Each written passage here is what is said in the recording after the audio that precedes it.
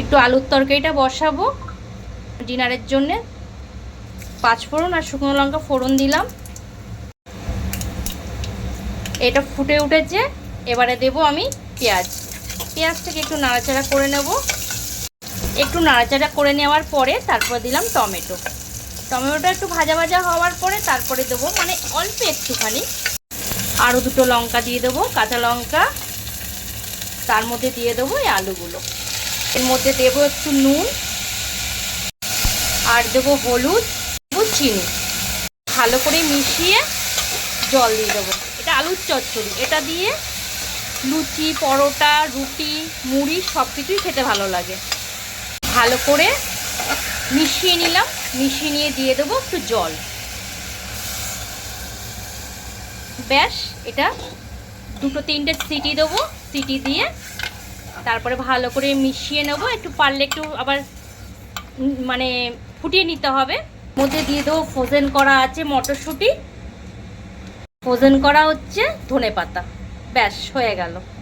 এটা একটু ফুটে যাওয়ার পরে এটার মুখটাকে আটকানো, মানে প্রেশারের ঢাকনাটা দেব। আর এই পাশে হচ্ছে রচা বসিয়েছি, আমরা খাবো বলে ঢাকা দিয়ে রেখেছি। আর এই পাশে মেয়ের জন্য একটু গ্রিন টি করেছি, ও গ্রিন টিটা খায়। নিয়ে যা। আর আমাদের জন্য চায়ের জন্য 2টো কাপ রেখেছি। আর বসাবো 2টো ডিম সিদ্ধ। আর রুটি করতে হবে, তার জন্য আটা মাখা আছে এখানে। চলো ডিম 2টো সেদ্ধ দিয়ে দিই। এর মধ্যে দেবো একটু নুন, তাহলে ফাটে না গো।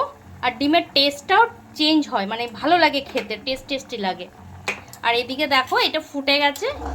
এবার প্রেশারের মুখটা বন্ধ করে দেবো, 3টে সিটি দেবো। ব্যাস হয়ে গেল। প্রেশারের মুখটা আটকে দিই। চলো চাটা ছেঁকে নিই। প্রেশারে একটা সিটি পড়ে গেছে, আরও 2টো হোক, তারপর নিভিয়ে দেবো। তারপর সে রুটি করব। এই যে সিটি পড়ে গেল আর ডিমটা সেদ্ধ বসিয়ে দিয়েছি। তাই চলো বন্ধুরা, আমি চাটা খেয়ে নিই, পরে আবার দেখা হচ্ছে অন্য কোনো ভিডিওতে। কেমন? টাটা।